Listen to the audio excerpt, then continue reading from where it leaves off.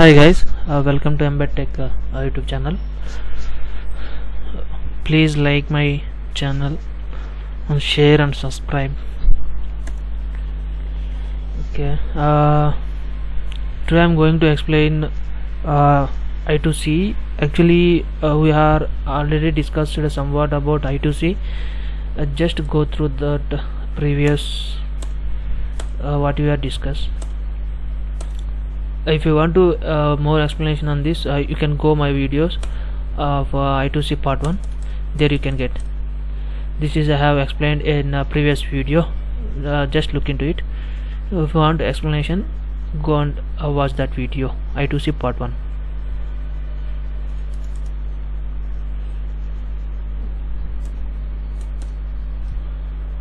In part 1 I have covered basic operation of I2C only. In part 2 I am going to explain synchronizations and some etc. Okay, that we are going to explain today. Yes, see here.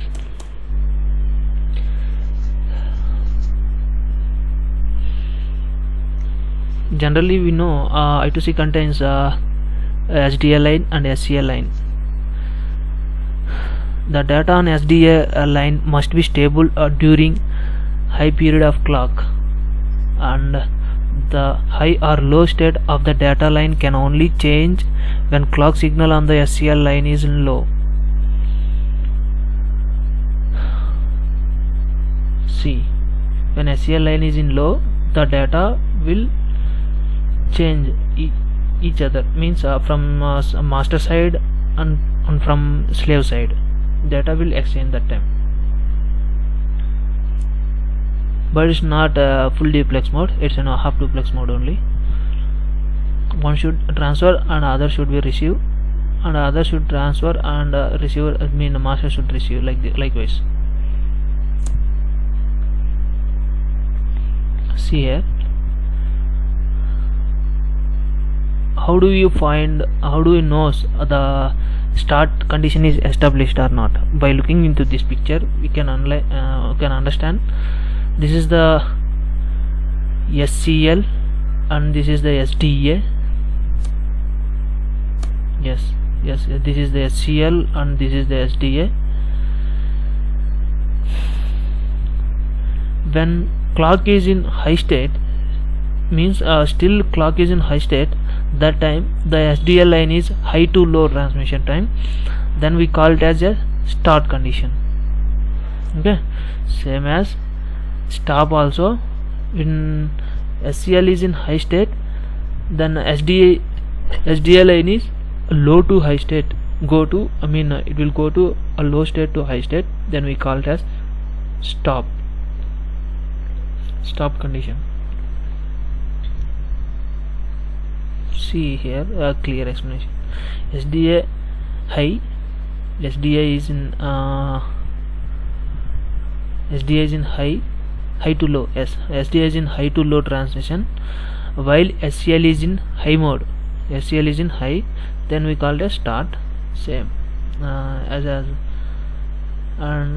for a stop condition, SDA is low to high. Yes, from low to high low to high transition, while this SCL is in high mode, while that time also SCL is in high state, so that we called as stop condition.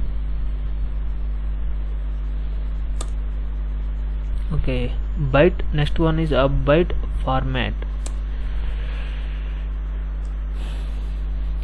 Every byte put on SDA line must be start 8-bit long. We know that already. The data will go in 8-bit mode only, no? Generally we use 8-bit mode. Each byte must be followed by acknowledge bit, and data is transmitted with the MSB first. See here, each byte must be followed by the acknowledge bit. As you seen in my previous videos, there you can see that start condition and 7-bit addressing with followed by the 8-bit data, not a data, 8-bit address, 7-bit address, and 1 bit is read write followed by that, and then acknowledge, and 8-bit data, and then acknowledge, and data, acknowledge, and data, acknowledge continuously, and then stop condition. This is the point about that. Each byte must be followed by the acknowledge bit, and the data is transmitted with the MSB first. MSB only goes first, no? If a slave cannot receive or transmit another complete byte of the data until it has performed some other task, for example, servicing an interrupt, it can hold the clock line SCL low to force the master into wait state up to when the slave is free or when the slave is ready.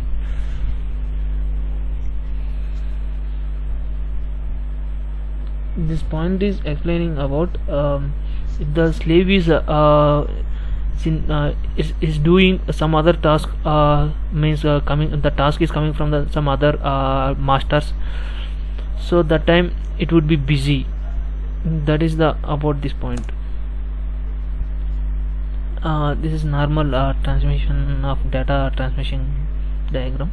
Just look into it. Okay, we'll see acknowledge and no acknowledgement conditions. The acknowledge takes place after every byte. It says the byte data is transmitted successfully received. Here in I2C we have advantage of acknowledgement. Whatever the master data is sent to the slave, that data is sent or not. For confirmation, we have one feature in acknowledgement. That is that point. Here the master continuously sends the clock pulse including the 9th pulse for the acknowledge up to stop condition occurs. The master continuously sends the clock pulses including 9th pulse for the acknowledge. This point is about you are sending the data. That is the data, for example, that is 8-bit data. Okay, after 8-bit data, the clock also same, means each bit contains 2 clocks. That's enough. In our condition, we'll just talk about clock. Parallelly, we'll talk about clock and data. Okay, this is the clock and this is the data. This time, for getting the acknowledgement also, master should send the clock also. That is this is the clock. This is the 9th pulse of the clock. Okay, we'll go next point. The transmitter releases a data on SDL line up to acknowledge during the acknowledge. The receiver pull the SDA line to low and it remains stable in low during high period of this clock setup and holds the time.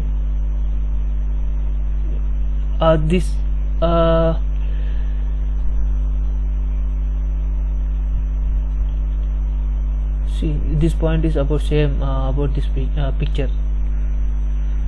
For no acknowledge, when a SDA remains high during this 9th clock pulse, this defines as not acknowledged. Same, this is also about this condition only. When the master can generate stop condition to abort the transfer or repeat start condition to start a new transmission. Yes, there are 5 conditions that acknowledgement occurs. Okay, see the conditions, 5 conditions. No acknowledgement conditions. No receiver is present on the bus with the transmitted address. Whatever the address we are sending, that addressable slave is not present at that line, means in that bus. so that time also no acknowledgement will raise. So there is no device is present to respond the acknowledgement. So there is no device, then how the device will give the acknowledge. So that is about this point. The receiver is unable to receive or transmit because it is performing some real-time function and not ready to start communicate with it with that master. With the master means that slave is working on some other tasks, means some other work performance from the one second master. That would be like that. Next one, during the transfer, the receiver gets the data or commands that it does not understand. The data manner is in not in I2C format, not in I2C format. That time it should not be understandable, and that time it will not give the acknowledgement also. During the transfer, the receiver cannot receive any more data bytes. At the master initiates the transmit condition without data. That time also that slave couldn't give the acknowledge. Next one, the master to receiver must establish the signal properly. Yes, this is also one point. Without establishing the signal properly to the slave, so the slave couldn't give the acknowledgement also. We'll go next topic in I2C, clock synchronization and arbitration. This topic is comes in picture when multiple masters are coming to the picture. Means multiple masters are communicating with multiple slaves. That time both the masters will synchronize their clocks for establishing communication. Two masters can begin transmitting on a free bus at the same time. See the point, same. Two masters can begin transmitting on a free bus at the same time, and there must be deciding which takes control of the bus to complete transmission. This is done by the clock synchronization and arbitration process. Whereas in single master there is no need of this condition synchronizations. Okay. See here in clock synchronization, I'm just explaining about see the diagram. Here the master 1 and master 2 have means two masters. Multiple master means more than one also we can connect to communicate the multiple slaves. For understanding, I given one picture. Look into it. Two masters are in bus and multiple slave 4 slaves are connected in same bus. So master 1 and master 2 communication we are not talking only in clock synchronization, but master 1 and means both the masters also can communicate.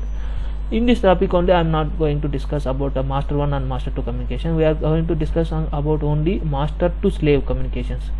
See the conditions. Master 1 can communicate once, master 1 to slave 1 and master 1 to slave 2, 3 and like this. Okay. See the picture here. We are taking two masters. So master 1 clock is this and master 2 clock is this. To establish the clock on that bus means because we have only single bus, right? So that time that the clock should be unique. So it is that both the clocks output it will be like this. We'll see the matter here. Clock synchronization is performed using wire and connection of I2C interface to the SCL line.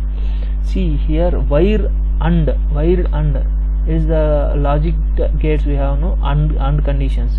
Wire means two wires means we can analyze ourselves that is a 0 in and operations. That is same here. Okay. See I have mentioned one here and the same one also you can go to this point. This means that a high to low see high to low transition